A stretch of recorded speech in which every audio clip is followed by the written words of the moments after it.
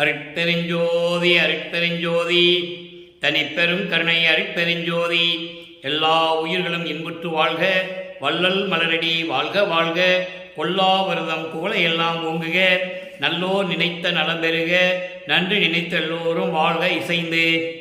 உலக மக்களே, அறிவார்ந்த அன்பர்களே, ஆண்மநேய ஒருமைப்பாடுடைய அன்பர்களே, வல்லப்பமான மக்களிய திருவிற்பாவில் 3ஆம் திருமுறையில் பதிகம் 12 காட்சி அற்புதம் இரங்கல் என்ற தலைப்பில் இருக்கின்ற பாடலுடைய விளக்கங்களை பார்த்து கொண்டிருக்கிறோம்.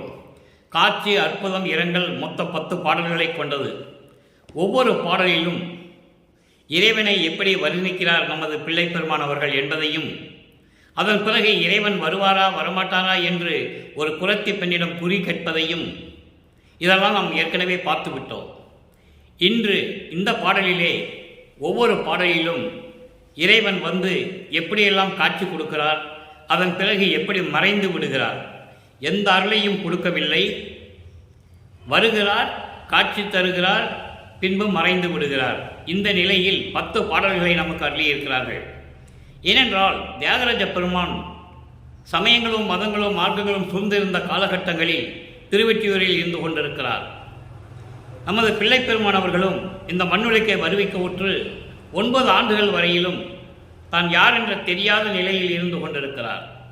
9வது ஆண்டிலே அருட்பெருஞ்சோதி ஆண்டவர் வந்து ஆட்கொண்ட பிறகு இவர் இந்த மண்ணுலகிற்கு வருவிக்க உற்றவர், ஒரு தாயின் வழியாக இந்த மண்ணிலுக்கு வருவிக்க உற்றவர் என்ற நிலை மட்டும் அவருக்கு தெரிகிறது. அதன் பிறகு மறைப்பு நிலை ஏற்படுகிறது. தியாகராஜ பெருமானை பார்ப்பதற்காக திருவெற்றியூர் சென்று கொண்டிருக்கிறார். இறைவன் வரவில்லையே என்று ஏங்கிக் கொண்டிருக்கின்ற காலகட்டம் நீங்கி தன்னை பார்ப்பதற்காக வீட்டுக்கு இறைவன் வருகிறார். வந்தவுடன் மீண்டும் மறைந்து விடுகிறார் என்ற நிலையை தான் நாம் பார்த்து கொண்டிருக்கிறோம். ஒவ்வொரு பாடலிலும் ஒவ்வொரு விதமாக நமக்கு நமது இறைவன் வல்லற்பமானவர்கள் அருளியிருக்கிறார்கள் என்பதை நீங்கள் நன்றாக பார்த்து கவனித்து கொண்டு வர வேண்டும். இந்த நிலைகளெல்லாம் மாறிய பிறகு, சமரச சுத்த சன்மார்க்கத்தை பெற்ற பிறகு, மீண்டும் இறைவன் அருட்பெருஞ்சாண்டவர் வந்து ஆட்கொண்ட பிறகு, மகனே, உனக்கு இந்த சமயங்கள் மதங்கள் மார்க்கங்கள் நெறிகள் எல்லாம் தேவையில்லை, அதை விட்டுவிட்டு என்று சொல்லி சுத்த சன்மார்க்கத்தை கொடுக்கிறார். அப்போ உலக மக்களுக்கும் தெரிவித்து விடு என்று சொல்லுகிறார். உலக மக்களே, சமயங்களும் மதங்களும் மார்க்கங்களுடைய நெறிகள் எல்லாம் பயனற்றவை, அதனால் எந்த பயனும் கிடையாது, எல்லாமே மாயைகளும் மயக்கங்களும் நிறைந்த நெறிகளாக இருக்கிறது, இது உங்களுக்கு தேவையில்லை, இதெல்லாம் பொய், நானும் இதெல்லாம் இருந்து பார்த்து வந்துவிட்டேன், அதன் பிறகு எனது தந்தை சுத்த சன்மார்க்கத்தை எனக்கு கொடுத்திருக்கிறார், அந்த சுத்த சன்மார்க்க நெறிகளை உங்களுக்கு நான் கற்பிக்கப் போகிறேன் என்று சொல்லி இந்த பாடல்களை எல்லாம் நமக்கு அருளியிருக்கிறார்கள். அது 6ஆம் திருமுறைக்கு வரும்போது பார்ப்போம். இந்த திருமுறையில் 2ஆம் பாடலுக்கு ஏற்றபடி சுத்த சன்மார்க்கத்தை பெற்ற பிறகு இறைவனுடைய நிலை என்ன, இறைவனிடம் எப்படியெல்லாம் அருளை பெற்றுக் கொண்டார், உலக மக்களை எப்படி அழைக்கிறார், உலக மக்களுக்கு எப்படி சுத்த சன்மார்க்க நெறிகளை சொல்லுகிறார் என்பதையும் ஒவ்வொரு பாடலின் மூலமாக நாம் பார்த்து கொண்டிருக்கிறோம். இப்போ இந்த பாடலை பார்த்த பிறகு 2வது பாடலுடைய விளக்கத்தை பார்த்த பிறகு சுத்த சன்மார்க்கத்தினுடைய விளக்கங்களிலே இந்த பாடலுக்கு ஏற்றபடி 6ஆம் திருமுறையிலே எந்தெந்த பாடல்களில் விளக்கம் இருக்கிறது என்பதை தெளிவாக பார்க்க போகிறோம். நன்றாக கவனியுங்கள். இப்போ காட்சி அற்புதம் இரங்கல் 3ஆம் திருமுறை பதிகம் 12 2வது பாடல். ஓட்டில் இறந்து உண்டு, ஓட்டில் இறந்து உன்று ஒற்றியிடை உற்றார், உலகத் துயரையெல்லாம் ஆட்டி நடிப்பார், ஆலயத்தின் அருகே எளியலாம், ஆலயத்தின் அருகே எளியவலாம், எனவே ஏட்டில் அடங்கா கையிறவால் இருந்தேன், இருந்த என் முன் வரு காட்டி மறைந்தார், என்னடி நான் கனவோ நனவோ கண்டதுவே. தன்னை தலைவியாகவும் இறைவனை தலைவனாகவும் வர்ணனை செய்து, அதாவது தன்னை காதலியாகவும் தியாகராஜ பெருமானை காதலனாகவும் வர்ணனை செய்து, உள்ளத்தை தோழியாக கற்பனை செய்து, உள்ளத்திடம் சொல்லுவது போல தோழியிடம் சொல்லுவது போல இந்த உலக மக்களுக்கு தெரிவிக்கிறார். இதுதான் இந்த பாடலுடைய நோக்கம், உள்கருத்து. இப்போ இந்த பாடலில் கூறப்பட்ட பதவுரை, அதன் பின் தெளிவுரை, தெளிவுரை பார்த்த பிறகு நம்ம சுத்த சன்மார்க்கத்தை பெற்ற பிறகு 6ஆம் திருமுறைக்கு போயிடுறோம். ஓட்டில் இறந்து ஒன்று ஒற்றியிடை உற்றார், திருவோட்டிலே பிச்சை எடுத்து திருவொற்றியூரிலே இருந்து கொண்டிருக்கிறார். தெரு தெருவாக போய் பிச்சை எடுப்பார் என்று சொல்லுவார். தெரு தெருவாக திருவோட்டை ஏந்தி பிச்சை எடுத்த இறைவன் அவன் திருவொற்றியூரில் இருக்கிறார். உலகத்தில் உள்ள உயிர்களுக்கெல்லாம் அருளை கொடுத்து அருளாட்சி செய்து கொண்டிருக்கிறார். உலகத்துயிர்களெல்லாம் ஆட்டி நடிப்பார். இப்போ அருப்பஞ்சோதி ஆண்டவர் தான் சுத்த சன்மார்க்கத்தை பெற்ற பிறகு இறைவன் என்று சொல்லுவார். உருவகமே படுத்த மாட்டார். திருவோடு எடுக்கிறது, பாம்பை கழுத்தில் அணிந்து கொண்டவர், அதெல்லாம் சொல்ல மாட்டார். அது சமயங்களிலும் மதங்களிலும் மார்க்கங்களில் சார்ந்த போது இருந்த சைவ சமயத்தின் தலைவர்களை சொல்லுகிறார். தியாகராஜ பெருமான் என்றும், சொக்கநாதன் என்றும், சுந்தரலிங்கம் என்றும், மகாலிங்கம் என்றும், இப்படி பல பெயர்களில் அழைத்துக் கொண்டிருந்தார்கள் உலக மக்கள். சமயங்கள், மதங்கள், மார்க்கங்கள் எல்லாமே இப்படிதான் உலக மக்களுக்கு சொல்லிக் கொடுத்தன. ஆலயங்களை அமைத்துக் கொடுத்தன. அதற்கேற்றபடி வழிபாடுகளை அமைத்துக் கொடுத்தார்கள். இதைதான் மக்கள் செய்து கொண்டிருந்தார்கள். இப்போ அந்த நிலைகள் மாறும்போது, சுத்த சன்மார்க்கம் வரும்போது ஒரே இறைவன் அருப்பெருஞ்சோதி ஆண்டவர் ஆகிவிடுவார். அதுக்கப்புறம் ஆலயத்தின் அருகே எளியலாம். எனவே திருவொற்றியூரிலே தியாகராஜ பெருமானுடைய ஆலயத்தின் பக்கத்திலே இந்த ஏழை பெண் பரிதாபமாக நின்று கொண்டிருக்கிறேன். எளியலாம் எனவே ஏட்டில் அடங்கா கையிறவில் இருந்தேன். ஏட்டில் அடங்கா கையிறவில், எழுத முடியாத அளவிற்கு சொல்ல முடியாத அளவிற்கு துன்பப்பட்டு கொண்டிருந்தேன் ஆலயத்தின் அருகே. அப்போ அவர் என்ன பண்ணாருன்னா, இருந்த என் முன், அப்படி நான் துன்பப்பட்டு கொண்டு வருத்தப்பட்டு கொண்டு இருக்கும் பொழுது என் முன் தோன்றி மறைந்தார். என் முன் தோன்றி மறைந்தார். எந்த அருளையும் கொடுக்கல, பேசல. அப்போ என் முன் தோன்றி மறைந்தார். என்னடி தோழி, உள்ளத்திடம் சொல்லுகிறார். என்னடி தோழி, நான் கண்டது கனவா நனவா தெரியலையே, இது நிஜமா கனவான்னு எனக்கு தெரியலையே என்று சொல்லி இந்த பாடலை அருளியிருக்கிறார்கள். இப்போ இந்த பாடலுடைய பொருளை பார்க்க போகிறோம் கோர்வையாக. அதாவது திருவோடு எடுத்துக்கொண்டு பிச்சை எடுத்துக்கொண்டிருக்கின்ற இறைவன் திருவொற்றியூரில் இருக்கிறார். அவர் உலகில் உள்ள எல்லா உயிர்களுக்கும் அருளை கொடுத்து ஆட்சி செய்து கொண்டிருக்கிறார். ஆட்டி நடிப்பார் என்று சொல்லுவார். ஆட்சி செய்து கொண்டிருக்கிறார், அருள் நடனம் செய்து கொண்டிருக்கிறார். அதுக்கப்புறம் கோயிலின் அருகே எளியவளாகிய நான், இந்த சின்ன பெண் தன்னை பெண்ணாக உரியப்படுத்தினால் எளியவள் என்று சொல்லுகிறார். எளியவளாகிய நான் அந்த கோயில் அருகே பரிதாபமாக நின்று கொண்டிருந்த போது என் முன் தோன்றி மறைந்தார். நிலைகளெல்லாம் மாறி வரும்போது இப்போ இறுதி கட்டத்துக்கு வந்திருக்கோம். 3ஆம் திருமுறைக்கு முதல்ல இவர் தெருவில் நிற்பார். இவரை பார்த்துட்டு திரும்பி பார்க்காம தெருவழியாக ஓடுவார் தியாகராஜ பெருமான். இவரும் பின்னாலே ஓடுவார். ஓட்டத்தை பிடிக்க முடியாது.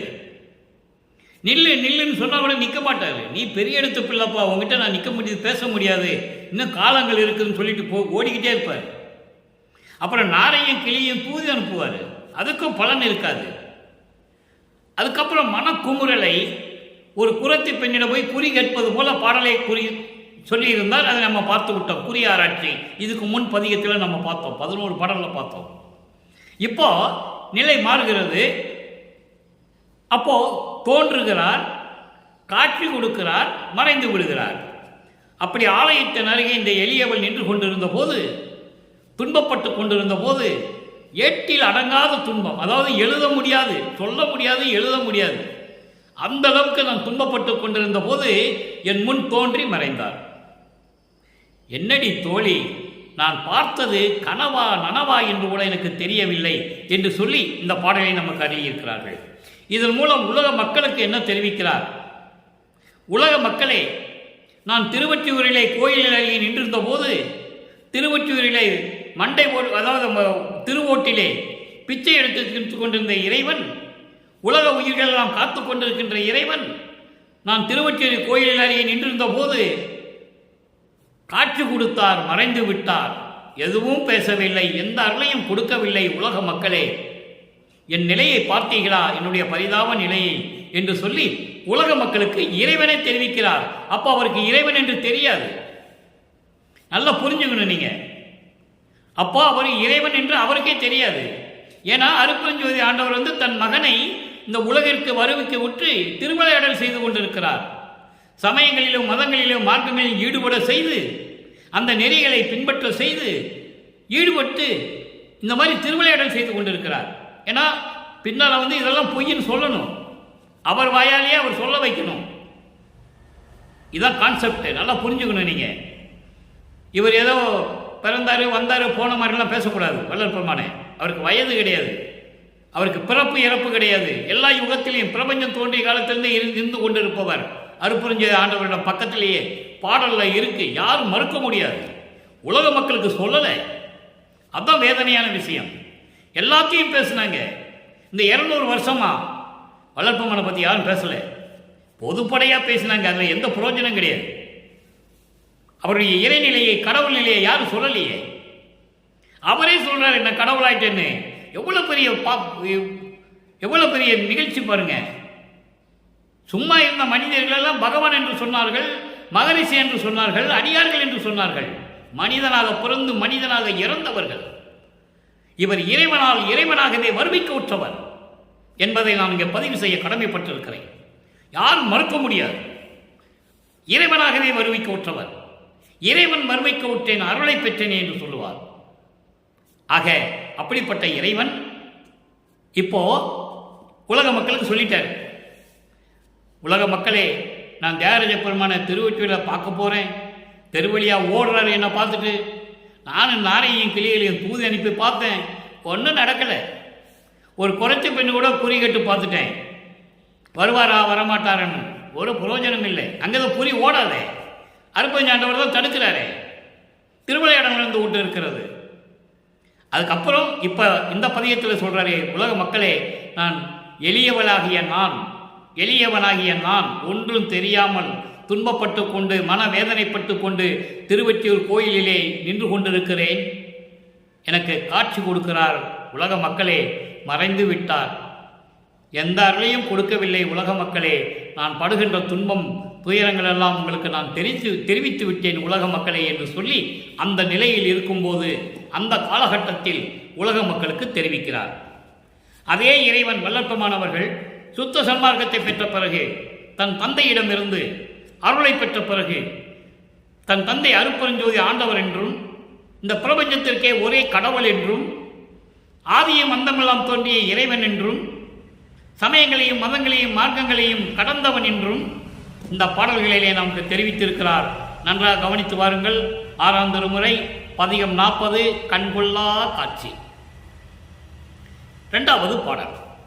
3ஆம் திருமுறையிலே 2வது பாடலிலே இறைவன் காட்சி கொடுத்தால் மறைந்து விட்டார். காட்சி கொடுத்தால் மறைந்து விட்டார், அவ்வளவுதான். இங்கே கண்கொள்ளா காட்சி. 2வது பாடல். விரித்தானை கருவியெல்லாம் விரிய வேதம் விதித்தானை. விரித்தானை கருவியெல்லாம் விரிய வேதம் விதித்தானை. மெய்நெறியை மெய்யே எற்கு தெரித்தானை. இதுக்கு மட்டும் விளக்க, அதுக்கப்புறம் வரைய சொல்றேன். எற்கு என்பது எனக்கு, எற்கு தெரித்தானை. முதல்ல விரித்தானை. விரித்தானை என்பது தத்துவங்களுடைய நிலைகள், அந்தங்களுடைய நிலைகள், சரியை கிரிய யோகம் ஞானம் என்ற 16 நிலைகள். இந்த நிலைகளை எல்லாம் எனக்கு விளக்கி கூறியவனை, அதான் விரித்தானை. தத்துவங்கள், அந்தங்கள், சரியை கிரிய யோக ஞானம் என்ற ஒரு 16 நிலைகள், இவற்றையெல்லாம் எனக்கு விளக்கி கூறியவனை, அப்படிப்பட்ட இறைவனை, அருட்பெருஞ்சோதியை கருவியெல்லாம் விரிய வேதம் விதித்தானை. கருவியெல்லாம் என்பது உட்கருவிகள், புறக்கருவிகள் என்று சொல்லுவார். எது? ஐம்பொறிகள். கண், காது, மெய், வாய், மூக்கு என்று சொல்லுவார். கண்மேந்திரங்களை சொல்லுவார். ஒளி, ஒளி, சுவை, உணர்வு, நாற்றம். இப்படி புறக்கருவிகள் இருக்கின்றன.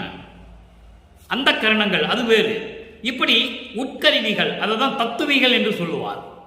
36 தத்துவங்கள், 60 தத்துவிகள், மொத்தம் 96. அகவல்ல வரும் 96 அங்கலன்னு வரும். அதை நீங்கள் படிச்சிருக்கலாம்.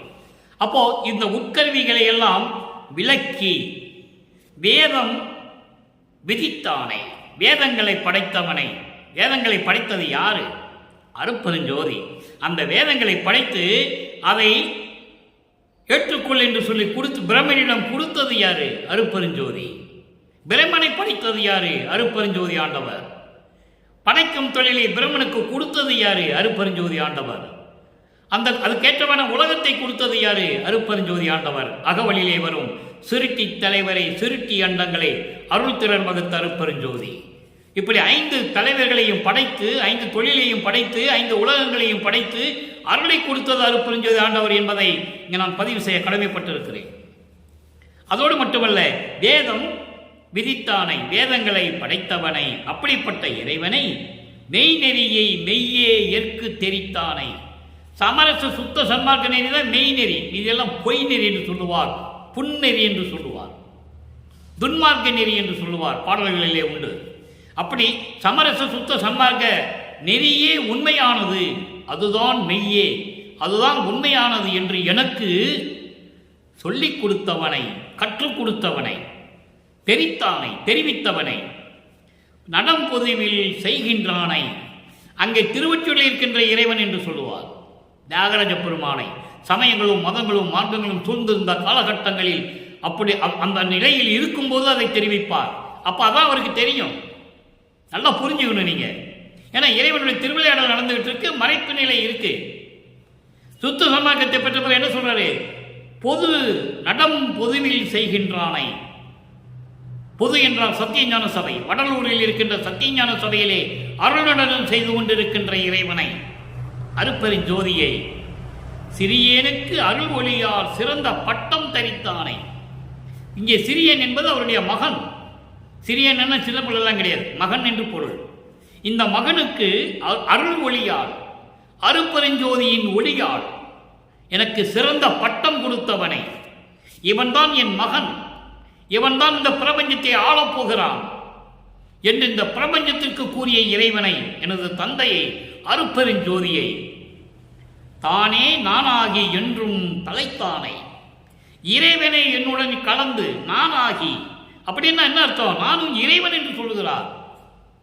தானே நானாகி, இறைவன் என்னை கடவுளாக்கி விட்டான். அருட்பெருஞ்சாண்டவர் என் தந்தை, நான் தான் கடவுள், நான் தான் இறைவன் என்று தலைத்தானை, விளக்கியவனை, மகனே உனக்கும் எனக்கும் நிகர் இந்த உலக பிரபஞ்சத்தில் யாரும் கிடையாது, நீ இறைவனாகிவிட்டாய், நான் உன்னோடு கலந்து விட்டேன், தானே நானாகி என்றும் தலைத்தானை, என்றும் எப்பொழுது இந்த பிரபஞ்சம் இருக்கிற வரைக்கும் என்னோடு இருந்த இறைவனை விளக்கியவனை, அப்படி விளக்கியவனை, என்னை தடுத்த தடைகள் எல்லாம் எரித்தானை. எவ்வளவு அற்புதமா சொல்றார் பாருங்க. தடைகள் என்று சொல்லுகிறார். சமயங்களும் எக்காலத்தும் சுத்த சன்மார்க்கத்தின் முக்கிய தடைகள். சமயங்கள், மதங்கள், மார்க்கங்கள் என்று சொல்லுவார், விண்ணப்பத்தில் சொல்லுவார்.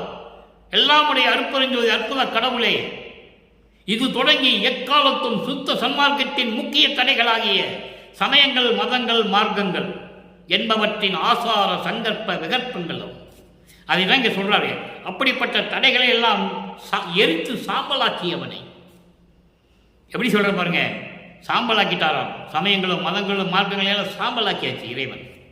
மக்கள் மனதிலே நின்று கொண்டிருக்கிறது. ஏனென்றால் பிரபஞ்சம் தோன்றிய காலத்துக்கு ஊறிச்சு, அவங்க மனசுல ரத்தத்தில் ஊறி போச்சு. அது பொய்ன்னு இதுவரைக்கும் யாரும் சொல்லலை, அதனால மக்களுக்கு தெரியல. வல்லப்பம்மன் சொல்லுகிறார், மக்களுக்கு இனிமேல் புரியும். அப்படிப்பட்ட தடைகள் எல்லாம் எரித்து சாம்பலாக்கியவனை, என் உயிருக்கு இன்பமானவனை, என் உயிருக்கு பேரின்பமான இறைவனை, எம்மானை. எம்மான் என்பது எனது தலைவனை, எனது தந்தையை, எனது தாயை, எப்படி வேணா சொல்லலாம். சமரச சுத்த சன்மார்க்கத்தின் தலைவனை கண்டு கழித்திருக்கின்றேனே, பார்த்து பேரின்பப்பட்டு கொண்டிருக்கிறேன். அங்கே 3ஆம் திருமுறையிலே 2வது பாடலிலே கோயிலுக்கு அருகே நின்றுட்டு இருக்கேன், காட்சி கொடுத்தால் மறைந்து விட்டார். அவன் சமயங்களையும் மதங்களையும் மார்க்கங்களையும் சேர்ந்த சைவ சமயத்தைச் சேர்ந்தவன். தத்துவத்தினுடைய தலைவர்கள் தெளிவாக சொல்றார் வளர்ப்பமான். அதையெல்லாம் நீக்கின பிறகு, சுத்த சமூகத்தை வந்த பிறகு தந்தையை எப்படி பார்த்தார், பேரின்பமாக இருக்கிறார் என்று சொல்லிவிட்டார். அடுத்து பாருங்க, 62வது பதிகம். ஆற்றா மாட்டாமை. ஆற்றா மாட்டாமை அப்படி என்றால் இனிமேல் நான் சகித்துக் கொள்ள முடியாது. எதுக்கு சகித்துக் கொள்ள முடியாதுன்னு சொல்கிறேன்? இதுவரைக்கும் சமயங்களிலும் மதங்களிலும் மார்க்கங்களில் ஈடுபட்டு கொண்டிருந்து நான் துன்பப்பட்டதெல்லாம் போதும். இனிமேல் இதெல்லாம் நம்ம சகித்துக் கொள்ள இருக்க முடியாது. எனக்குன்னு அருளை கொடுத்து விடு. அதான் ஆற்றா மாட்டாமை என்ற பதிகத்திலே 2வது பாடல். அங்கே நான் மனசு துன்பப்பட்டு கொண்டிருக்கிறேன், எனக்கு என்னன்னே தெரியல அப்படின்னு சொல்லுவார். இங்கே சகித்துக் கொள்ள முடியாது, அதிகாரத்தோடு சொல்லுவார். உரிமையோடு அதிகாரத்தோடு இறைவனிடம் தன் தந்தையிடம் கேட்பார். பாடல் 2. புரைசேர் துயர புணரி முற்றும் கடத்தி. நல்லா கவனிக்க நண்பர்களே, நான் ஏற்கனவே சொன்னது போல காலத்தை கடத்துவதற்காகவோ வேண்டுமென்றோ பொய் சொல்லுவதென்றோ கற்பனையாக சொல்லுவதென்றோ நிலை நமக்கு இல்லை. திருவிற்பாவில் இருக்கிற நிலையை மட்டும் நான் சொல்லுவேன். வேறு எந்த நூல்களையும் யாரையும் பற்றி நான் பேசுவதில்லை, தேவையில்லை. புரைசேர் துயர புணரி முற்றும் கடத்தி ஞான பூரணமாம் கரை சேர்த்து அருளி. இதுக்கு மட்டும் சொல்றேன், அதுக்கப்புறம் பின்னால புரைசேர் துயர புணரி, குற்றங்களும் துயரங்களும் நிறைந்து கொண்டிருக்கின்ற துன்பக் கடலை என்னை கடத்தி. புணரி என்பது கடல். துன்பக் கடலை கடத்தி, முற்றும் கடத்தி. சமயங்களிலும் மதங்களிலும் மார்க்கங்களிலும் நான் இருந்தபோது நான் பட்ட துயரங்கள் துன்பங்கள் பெரும் கடலுக்கு சமமானது. அந்த கடலில் இருந்து முழுவதுமாக என்னை கடத்தி. எவ்வளவு அற்புதமாக சொல்றான்னு பார்க்கணும், நீங்க உணரணும். இறைவன் சொல்லுகிறார், மனிதன் சொன்னதில்லை. இதற்கு முன்னால் புராணங்கள் காவியங்கள் சொன்னதெல்லாம் மனிதர்கள் சொன்னது. இது இறைவனே சொல்லுகிறார். அந்த நிலையை நீங்கள் புரிந்து கொள்ள வேண்டும். துன்பங்களையும் துயரங்களையும் கொண்ட இந்த சமயங்கள் மதங்கள் மார்க்கங்களுடைய அந்த துயரக் கடலை முழுவதுமாக என்னை கடத்தி, முழுவதுமாக கடத்தி ஞானபூரணமாம் கரை சேர்த்து. ஞானபூரணமாம் கரை சேர்த்து என்பது ஞான நெறிகளை கொண்ட சமரச சுத்த சன்மார்க்கம் என்ற ஒரு நெறியை எனக்கு கொடுத்து அதிலே சேர்த்து கரை சேர்த்து அருளி. எப்படி சொல்றார் பாருங்க விளக்கம். இதெல்லாம் இறைவனிடம் பெற்ற விளக்கம். தமிழில் எத்தனை எம்ஏ எத்தனை PhD டிகிரி வாங்கினாலும் சரி, இதுக்கெல்லாம் பொருள் சொல்ல முடியாது, கண்டிப்பாக முடியாது. ஞான வடிவமாம் கரை சேர்த்து. யார் என்ன சொல்ல முடியும்?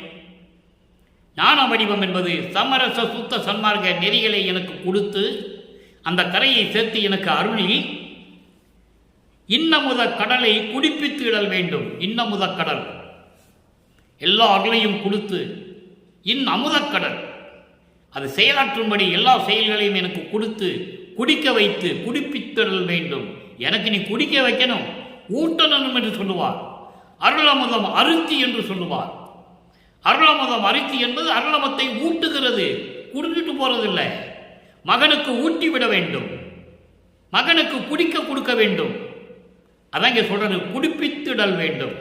எனக்கு நீ ஊட்டிவிட வேண்டும், இன்னமுதத்தை ஊட்டிவிட வேண்டும். உரைசேல் மறையின் முடிவிலங்கும் ஒளிமாமணியே. உலகிலே சொல்லப்பட்ட கூறப்பட்ட வேதங்களின் விளக்கங்களிற்கு மேல் விளக்கமாக விளங்கி கொண்டிருக்கின்ற அருப்பெருஞ்சோதியே, மணி போன்ற இறைவனே. உரைசேர் மறையின் முடிவிலங்கும் ஒளிமணியே. வேதங்களுடைய விளக்கங்களுக்கு மேல் விளக்கமாக, அதான் முடி என்று சொல்லுகிறார், விளக்கமாக விளங்கிக் கொண்டிருக்கின்ற அருப்பெருஞ்சோதியே, மணி போன்ற எனது இறைவனே, அருப்பெருஞ்சோதி ஆண்டவரே, உடையானே, எல்லா அருள் வல்லமைகளையும் கொண்டு என்னையும் உடையானே, என்னையும் மகனாக ஏற்றுக்கொண்ட இறைவனே, உடையானே, உடையானே, அரசே, அரசாட்சி செய்து கொண்டிருக்கின்ற, அதாவது திரு அருள் செங்கோலாட்சி என்று சொல்லுவார். திரு அருள் செங்கோலாட்சி செலுத்துவோம் என்று சொல்லுவார். செலுத்துவேன் என்றும் சொல்லவில்லை, செலுத்துவார். அருப்பெருஞ்சாண்டவர் செலுத்துவார் என்றும் சொல்லவில்லை, செலுத்துவோம். அதுக்கு அர்த்தம் என்ன, விளக்கம் என்ன? இறைவன் தன்னோடு இருக்கிறான், நானும் இறைவன் தான், 2 பேரும் ஒன்றாகிவிட்டோம், ஒரே இறைவன் தான் அருப்பெருஞ்சோதி என்று சொல்லுவார். அப்படிப்பட்ட அரசே, அப்பா, என்னை சிறிதும் ஆற்ற மாட்டேன் கண்டாயே. இனிமேல் இந்த சமயங்களையும் மதங்களையும் மார்க்கங்களையும் வைத்துக்கொண்டு உலக மக்கள் நடமாடிக்கொண்டிருப்பதை நான் சகித்துக் கொள்ள மாட்டேன், பார்த்துக்கொள். அருமையா சொல்லுவார். அடுத்து சரி, இதெல்லாம் சொல்லியாச்சு. 80, அதாவது பதிகம் 70 சிவ புண்ணிய பேரு. இப்போ ஆண்டவனை பார்த்தாச்சு, ஆண்டவங்கிட்ட அருளை பெற்றாச்சு, எல்லாமே கொடுத்தாச்சு, சமயங்களையும் மதங்களையும் மார்க்கங்களையும் கடந்து வந்தாச்சு. உலக மக்களை இனிமேல் நான் துன்புறுத்த விடமாட்டேன், என்னால் சகிக்க முடியாதுன்னு சொல்லியாச்சு. இப்போ சிவ புண்ணிய பேரு, சிவ புண்ணியம் என்பது அருப்பெருஞ்சோதியினுடைய அருளை பெற்ற பிறகு அதனுடைய பாக்கியம் எப்படி இருக்கும்? சிவம் என்பது அருப்பெருஞ்சோதி, அருப்பெருஞ்சோதியுடைய அருளை பெற்ற பிறகு அதனுடைய பாக்கியம், அந்த அருள் பாக்கியம் எப்படி இருக்கும் என்பதை இரண்டாவது பாடலிலே கூறுகிறார். நல்லா கவனிக்கணும். எப்படியெல்லாம் இருக்கு பாருங்க விளக்கம். சும்மா மூணாம் திருமுறையில் பாடலை விளக்கம் மட்டும் சொல்லிட்டு போனோம்னா 10 நிமிஷத்தில் சொல்லிடலாம். 10 நிமிஷம் தான் விளக்கம் வந்துடும். ஆனால் அந்த விளக்கத்தினுடைய நோக்கம் என்ன, அதன் பிறகு நடந்தது என்ன, இறைவனுடைய திருவிளையாடல் என்ன என்பதை உலக மக்களுக்கு சொல்ல வேண்டும். சிவபுண்ணிய பேரு இரண்டாவது பாடல். நல்லா கவனிங்க, அற்புதமான பாடல். இந்த பிரபஞ்சம் தோன்றிய காலத்திலிருந்து எந்த முனிவனும் எந்த ரிஷியும் யார் எந்த அறிஞரும் சொன்னதில்லை. பிரம்மன் திருமால் கூட சொன்னதில்லை. சும்மா வந்தாங்க போனாங்க, தலையில் கிரீடத்தை மாட்டிக்கிட்டு கையில் கத்தியை வச்சுக்கிட்டு அருவாளை வச்சுக்கிட்டு போயிட்டாங்க. அது வேற விஷயம். இப்போ என்ன சொல்றாரு பாருங்க. மதத்திலே சமய வழக்கிலே, மதத்திலே சமய வழக்கிலே மாயை இருட்டிலே, மாயையிலே மருட்டிலே இருட்டிலே மறவா கதத்திலே மனதை வைத்து வீண் பொழுது கழிக்கின்றார் உலக மக்கள். அவர் கழிக்க நான் பதத்திலே மனதை வைத்தனன், நீயும் பரிந்து என்னை அழிவில்லா பதத்திலே வைத்தாய். எனக்கு இது போதும், பண்ணிய தமம் பலித்ததுவே. உலக மக்கள் எப்படி இருக்கிறார்கள்? அவர்கள் ஏன் மேம்படவில்லை? நான் உன்னுடைய திருவடியை பிடித்துக் கொண்டேன், எனக்கு அழியாத வாழ்வு கிடைத்தது என்று சொல்லுவார். இதை உலக மக்களுக்கு தெரிவிக்கிறார். எப்படி? இங்க பாருங்க. மதத்திலே, மதங்களிலேயும் சமய வழக்கிலே, சமய நெறிகளில், துன்பத்தை தரக்கூடிய அந்த நிலைகளிலே, மாயை இருட்டிலே, மாயைகளின் மயக்கத்திலே, மருட்டிலே என்று சொல்வார். மாயையின் மயக்கத்திலே, இருட்டிலே, இருட்டிலே என்பது அறியாமையில், இருள் சூழ்ந்த அறிவு, அறிவு இல்லாதவர், அறிவு இல்லாதது. அப்படிப்பட்ட அறியாமையிலே மறவா கதத்திலே, அதாவது மறக்க முடியாத கோபத்திலே, கதம் என்பது கோபம், மறவா கதம், ஏற்க முடியாத, மறக்க முடியாத கோபம், அப்படிப்பட்ட கோபத்திலே வைத்து, மதத்திலே வைத்து மனதை வைத்து, சமய நெறிகளிலே மனதை வைத்து, மாயை மயக்கங்களிலே மனதை வைத்து, அறியாமையிலே மனதை வைத்து, கோபம், விட முடியாத கோபம், அப்படிப்பட்ட கோபத்திலேயும் மனதை வைத்து வீண் பொழுது போக்கி கழிக்கின்றார்கள் உலக மக்கள். அப்படியெல்லாம் உலக மக்கள் கழித்து கொண்டிருக்கும் போது, ஆண்டுகளை வீணாக கழித்து கொண்டிருக்கும் போது, நான் பதத்திலே மனதை வைத்தனன், உனது திருவடியை மட்டும் நினைத்து கொண்டிருந்தேன், உனது திருவடியை மட்டும் நினைத்து கொண்டிருந்தேன். நீயும் பரிந்து, நீயும் இறங்கி என் மீது பரிதாபப்பட்டு விரும்பி தயவு பண்ணி கருணையோடு என்னை அழிவில்லா பதத்திலே, அழிவில்லாத நிலையிலே, மரணமில்லா பெருவாழ்விலே என்னை வைத்தாய். எனக்கு இது போதும், நான் பண்ணிய தவம் பலித்து விட்டது. இதைதான் சொல்லுவார். மரணமில்லா பெருவாழ்வில் வாழ்ந்திடலாம் கண்டி ஞானசரியில் சொல்லுவார். உலக மக்களே, நீங்க வாங்க, இறைவன் மீது பற்று வையுங்கள், சுத்த சன்மார்க்கத்தில் இருங்கள், கொலையும் புலையும் தவிர்த்து விடுங்கள். ஒரு உயிரை கொன்று அந்த பிணத்தை, அந்த உடம்பை, அந்த பிணத்தை நாறுகின்ற துர்நாற்றம் பிடித்த அந்த உடம்பை உண்ணாதீர்கள். நீங்கள் சத்தியஞான சபைக்கு வாருங்கள், மரணமில்லா பெருவாழ்வை பெற்றுக்கொள்ளுங்கள் என்று சொல்லுவார். எந்த இறைவனும் சொன்னதில்லை. இந்த இறைவன் வல்லப்பமானவர்கள் மக்கள் மீது பரிதாபப்பட்டு தயவோடையும் கருணையோடையும் இருப்பதனால்தான் இந்த மண்ணுலக்கே வறுமை கூட்டு மக்களிடம் பேசிக் கொண்டிருக்கின்றார்கள். மரணமில்லா பெருவாழ்வில் வாழ்ந்திடலாம் கண்டீர், வாருங்கள் வாருங்கள் என்று அழைத்தார். இப்போ சுத்த சன்மார்க்கம் காலம் தொடங்கிவிட்டது. அந்த காலத்தில் இருந்து கொண்டிருக்கிறோம் என்பதை நீங்கள் புரிந்து கொள்ள வேண்டும். அப்படி நிலையிலே சொல்லுவார். இதை அழிவில்லா வாழ்விலே இருக்க வைத்தார் என்று சொல்லுவார். அது அகவலிலே சொல்லுவார் பாருங்க. என்னையும் பணி கொண்டு இரவா வரமளித்து அன்னையில் உவந்த அருப்பெருஞ்சோதி, என்னையும் ஒரு ஆளாக நினைத்து மனிதனாக வருவிக்க செய்து மகனாக வருவிக்க உற்று எனக்கும் இரவா நிலையை கொடுத்துவிட்டு அன்னையில் உவந்த அருட்பெருஞ்சோதி தாயுள்ளம் கொண்ட ஒரு தாய்க்கு எவ்வளவு அன்பு இருக்குமோ அதுபோல தாயுள்ளம் கொண்ட என தந்தையை அருட்பெருஞ்சோதி என்று சொல்லுவார். அது மட்டுமா, மாண்டு உலலா வகை வந்து இளம் காலையே ஆண்டு கொண்ட அருளிய அருட்பெருஞ்சோதி. மாண்டு உலலா வகை, மாண்டு என்பது இறந்து, பிறந்து இறந்து பிறந்து இறந்து இந்த துன்பப்படாத நிலையில் இளம் காலையே, இளம் காலை என்பது ஒரு தாயின் கருவறையிலே இருக்கும்போது, இளமையிலே என்று கூட சொல்லலாம், தவறில்லை. இளம் காலை என்பது இளம் பருவம். ஆனால் வல்லற்பெருமானை பொறுத்தளவிலே கருவிலேயே பெற்றுவிட்டார் மரணமில்லா பெருவாழ்வை என்பதை திருவருட்பா பாடல்களிலே இருக்கிறது. ஒரு தாயின் கருவறையில் இருக்கும்போது அருட்பெருஞ்சாண்டவர் அங்கே போய் அவருக்கு எல்லாமே கொடுக்குறாரு. இருட்டறை, கருவறை இருட்டாக இருக்குன்னு நினைக்கும் போது போய் ஒளி காட்டுறாரு. பசின்னு சொல்லும் போது அருளமுதம் கொண்டே கொடுக்கிறாரு கருவறையில. யார் சொன்னது மக்கள்கிட்ட? தென்றல் வீசுகிறார். மகனுடைய உடம்பு புழுக்கமாக இருக்கிறதே, மகன் தூக்கமில்லாமல் இருந்து கொண்டிருக்கிறானே, துன்பப்பட்டு கொண்டிருக்கிறான் சொல்லி கருவறையிலே அமுத காற்று, தென்றல் காற்று வீசுகிறார் அருட்பெருஞ்சோதி ஆண்டவர். அப்படி இளம் காலையே என்னை ஆண்டு கொண்டு அருளிய அருட்பெருஞ்சோதி.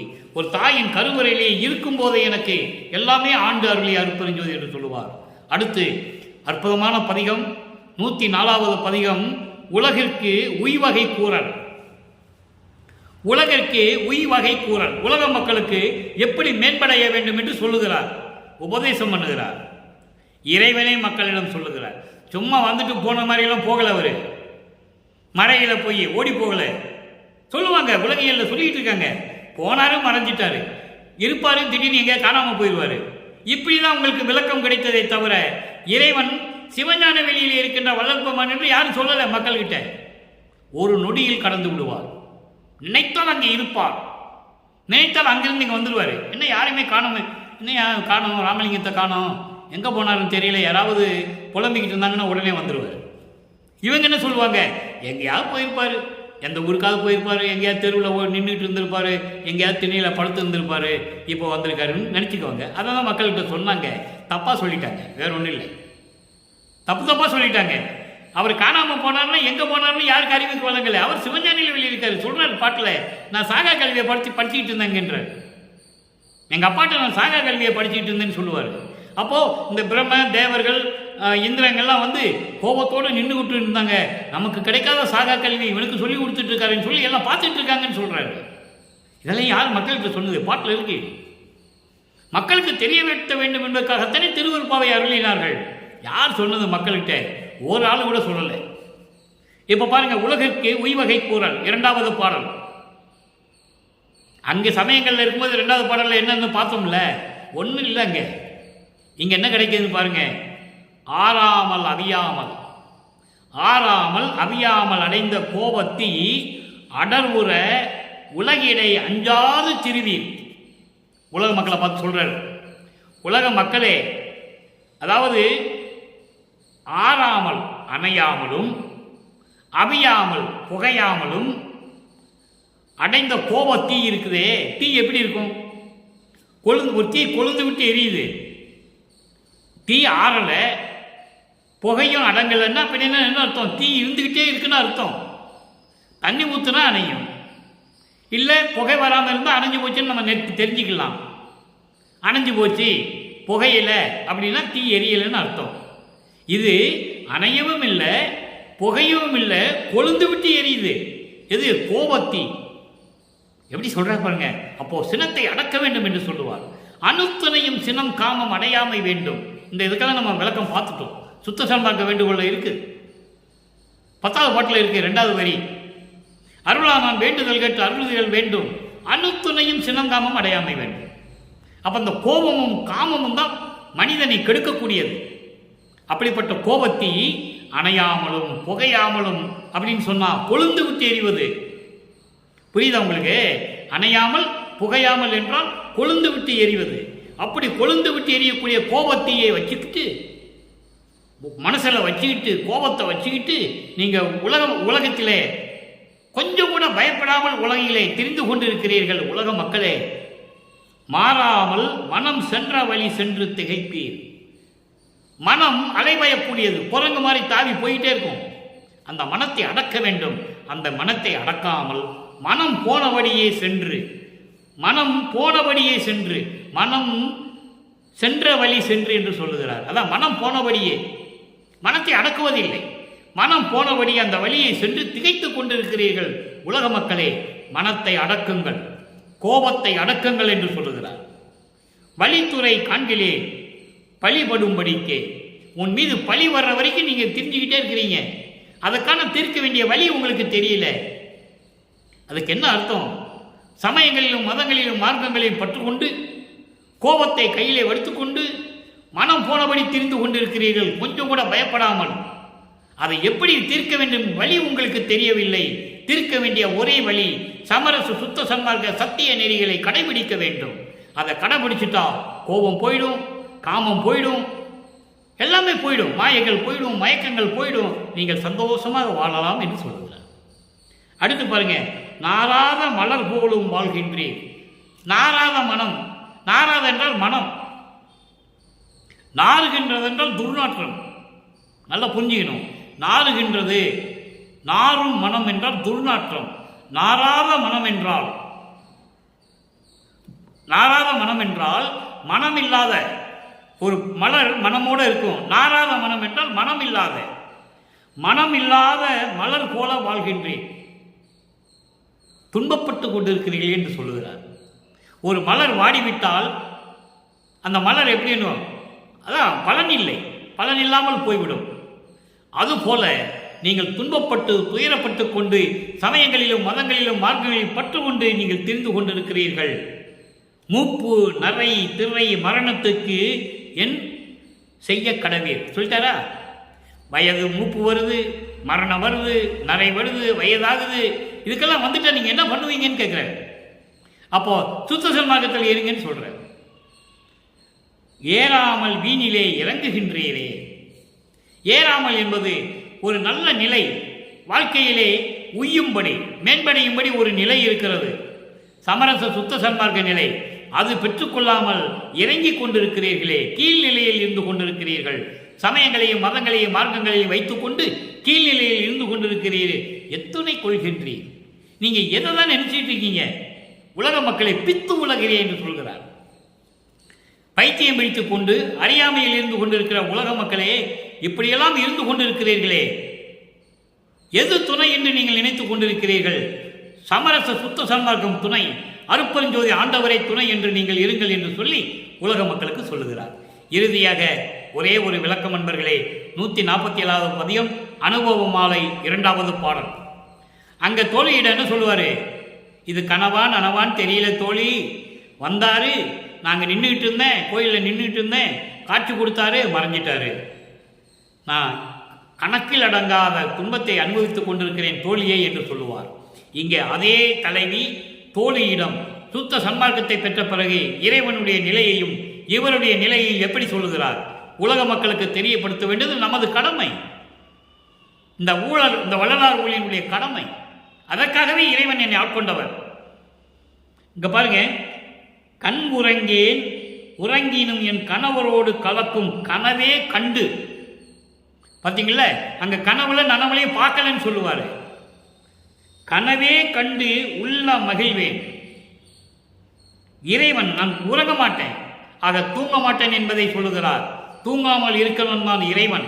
இறைவனுக்கு ஏது தூக்கம்? இறைவனுக்கு ஏது பசி? மலம் ஜலம் கழிக்க வேண்டிய அவசியம் இல்லை இறைவனுக்கு. நீங்க சித்து விழாத்துக்கு வாங்க, ஒண்ணுமே இருக்காதுங்க. சமையல் அறை இருக்கா? படுக்கை அறை இருக்கா? குளிக்கிற அறை இருக்கா? அப்புறம் எப்படி வளர்ப்பமான் சாப்பிட்டாரு, குளிச்சாரு? மனுஷனாகவே சொல்லுவாங்க வளர்ப்பமான், அது கிடையாது, இறைவன் நிலையவன். அப்போ நான் தூங்க மாட்டேன், தூங்கினா கூட என் கணவரோடு இருந்து சந்தோஷமா நான் எப்படி இருந்தனோ அதை மட்டும் நினைச்சு நான் மகிழ்வேன். கனவுல கூட அவர் நினைச்சு மகிழ்ந்துகிட்டு இருப்பேன்னு சொல்றாரு. கணவன் என்பதை தன்னை தலைவியாகவும் தன்னை மனைவியாகவும் இறைவனை கணவனாகவும் வர்ணனை செய்கிறார், உள்ளத்தை தோழியாக வர்ணனை செய்கிறார்.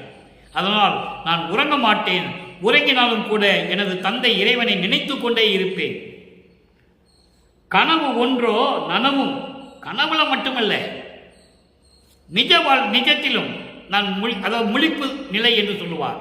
முழிப்பு நிலை, அந்த முழிப்பு நிலையிலும் சரி நான் அவரை தான் நினைத்து கொண்டிருப்பேன். எண்ணடங்கா பெருஞ்சோதி என் இறைவர். எண்ணி பார்க்க முடியாத அளவுக்கு, அதாவது நினைத்து பார்க்க முடியாத அளவிற்கு அருளை பெற்றுக் கொண்டிருந்தவர் என் அருட்பெருஞ்சோதி ஆண்டவர். அவர்தான் என் இறைவன், அவர்தான் என் கணவர், அவர்தான் என் கடவுள், அவர்தான் என் தந்தை என்று சொல்லுகிறார். என்னையே இணைந்து இரவு பகல் காணாது இன்புற செய்கின்றார். சொல்லிட்டாரா? அப்படிப்பட்ட இறைவன் என் தந்தை என்னோடு கலந்து இரவு பகல் என்று பார்க்காமல் என்னோடு இன்பமாக இருந்து கொண்டிருக்கிறார். ஒரு கணவன் மனைவி எப்படி இன்பமாக இருப்பார்களோ அதுபோன்று நானும் இறைவனும் இருக்கிறோம் என்று சொல்லுகிறார். அடுத்து, மண் உறங்கும் மலை உறங்கும், மண் உறங்கும் மலை உறங்கும், அலை கடலும் உறங்கும், மற்றும் உள்ள எல்லா விலங்கும் உறங்கும், எல்லாமே உறங்கும். மாநிலத்தை நமது பெண் உறங்கால் என தாயர் பேசி மகிழ்கின்றார். தன்னை ஒரு பெண்ணாக வர்ணனை செய்தனால் பெண்கள் எல்லாம், தாய் உள்ள கொண்ட பெண்கள் எல்லாம், பெரியவர் மூத்த பெண்கள் எல்லாம் சொல்லுகிறார்கள் என்று சொல்கிறார். அப்போ மூத்த பெண்கள் எல்லாம் என்றால் உலகில் உள்ள மூத்தவர்கள், பெரியவர்கள் என்று அர்த்தம். நீங்க நல்லா புரிஞ்சுக்கணும். அப்போ அவங்க என்ன சொல்றாங்கன்னா, இந்த மண்ணு உறங்கும், இந்த உலகம் உறங்கினாலும் சரி, மலை உறங்கினாலும் சரி, கடல் உறங்கினாலும் சரி, மற்ற எது உறங்கினாலும் சரி, நம்ம பெண் உறங்க மாட்டாள் என்று தாயுள்ளம் கொண்ட மூத்த பெண்கள் சொல்லுகிறார்கள்.